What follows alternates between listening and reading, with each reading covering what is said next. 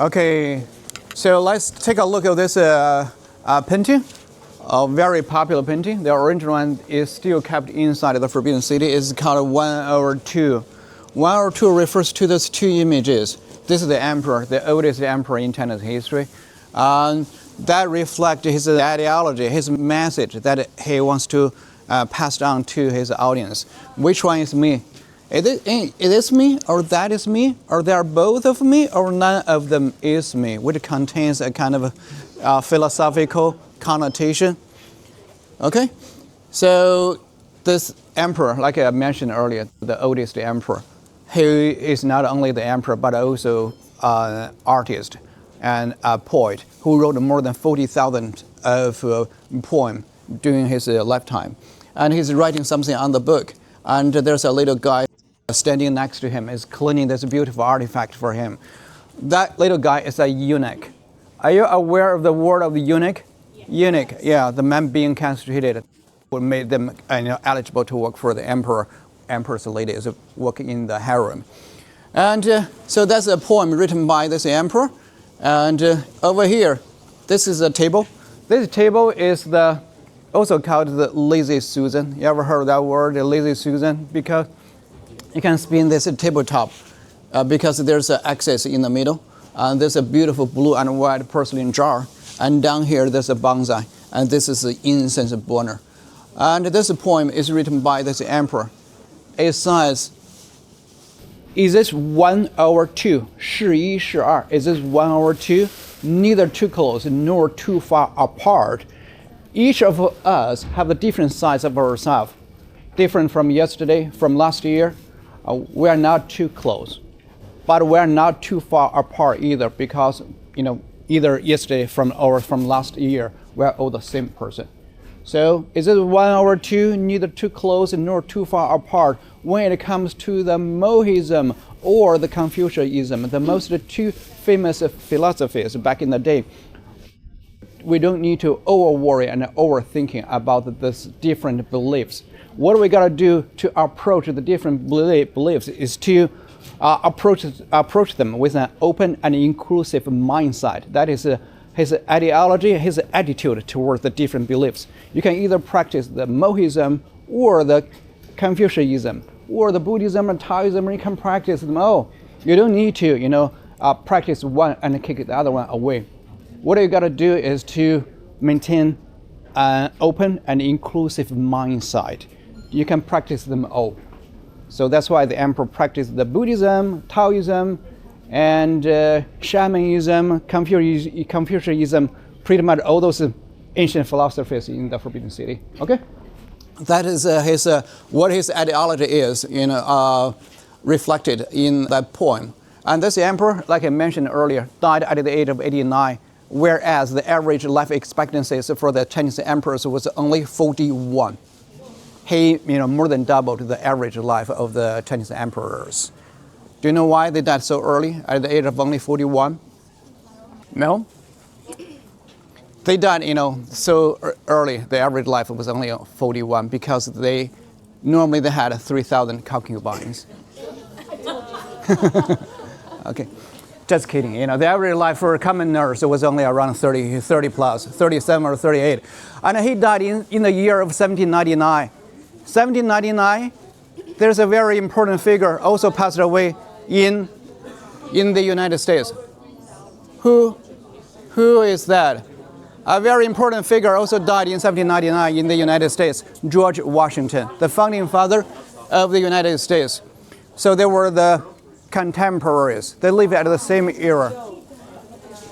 And this emperor who lived at the golden age of the Qing dynasty, he is so proud of his dynasty, so proud of the achievement that he has made. So he started the policy of closing the door to the rest of the world, which backfired a lot, kicking off a dark period in this country and made China fall behind the world civilization. That's why only 40 years later, after he passed away, China's doors were forced opened by the British Army, forced China to sign that contract. That treaty is called the Treaty of Nanking, and forced China to cede Hong Kong to the British government. Okay?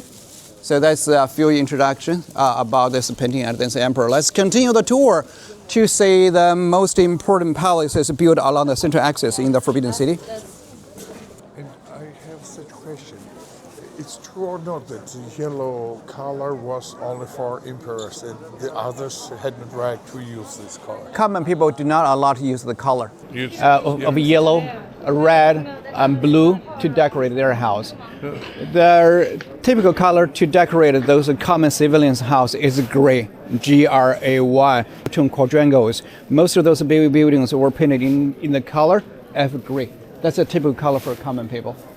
So yellow, exclusively used by the emperor. So we mentioned the most popular tourist attractions in Beijing, like the Forbidden City, the Great Wall, and what are the most popular food in Beijing? The most popular cuisines? Rice?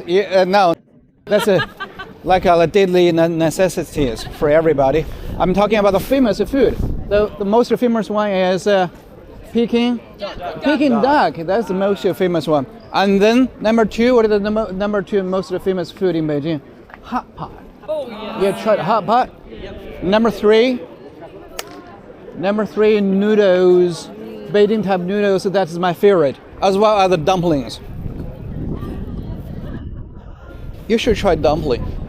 Come over here. Let's take a look at this old school extinguisher inside of the Forbidden City. Over here. Old school extinguisher to put out the fire. So back in the day, there was no such advanced firing system or fire prevention system. They used those cauldrons to store water against a fire. There used to be 308 such huge cauldrons being placed inside of the Forbidden City, but now there are only 231 left. Many of them were looted away by the Japanese invaders in 1940s. Actually, 66 of them were taken away by those invaders. And this is made of iron and used to for throwing water to put out the fire. But they didn't work very well because lightning caused a lot of fires back in the day.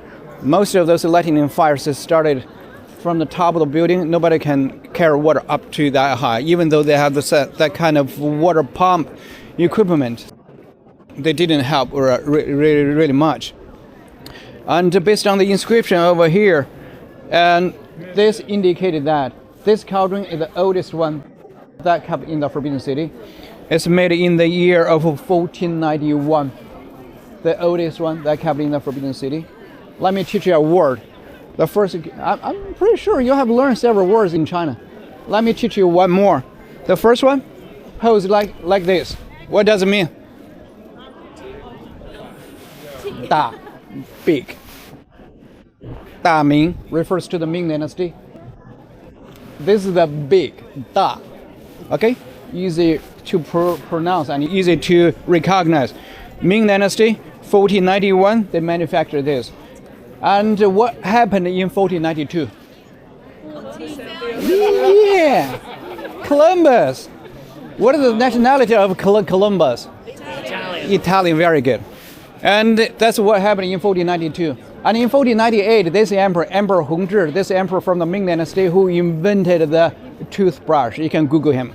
Who invented the toothbrush? He is one of those inventors listed on your, popping out on your searching result. There's a fire pit stays underneath the cauldron where they set up the fire during the winter time to protect the water inside from freezing, because it is a freezing cold in Beijing. The winter is coming in. The winter starts on November 15th.